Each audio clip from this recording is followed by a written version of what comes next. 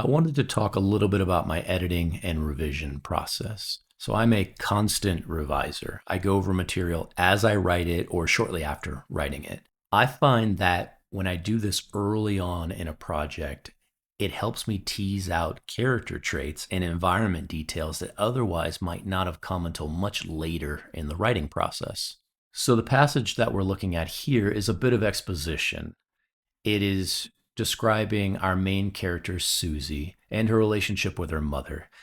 Susie's mother is vengeful, abusive, neglectful, and their relationship is obviously not great.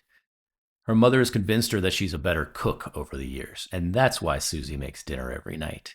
But in reality, her mother just wants a maid and wants Susie to be that maid. And so the original text is here in bold. And as I began to flesh out a little bit more of the scene in my revision, it became a little bit like a cooking show pretty quickly. Susie is just prepping materials for dinner, and that was boring. And so as she's slicing garlic, I was thinking, what if Susie is poisoning her mother? And not to such an extreme that she's killing her, but what if Susie knows something like her mother is sensitive to garlic? And when she eats it, she gets heartburn, she sweats, she gets bloated, she just feels terrible for the next 12 to 24 hours. But she loves garlic. She can't resist it.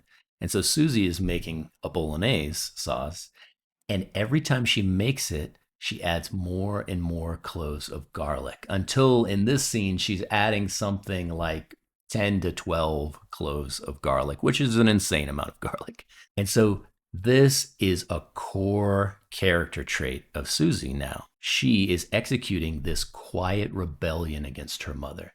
She won't confront her mother directly, at least not yet, but she is pushing back in a small way, in the small way that she can.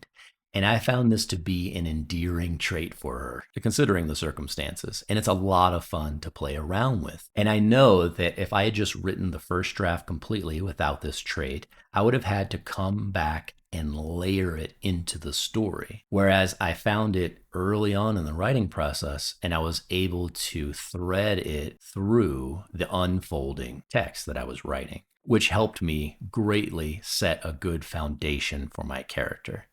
So I hope that you enjoyed this and I hope you found something useful out of it. Take care. Have a good day.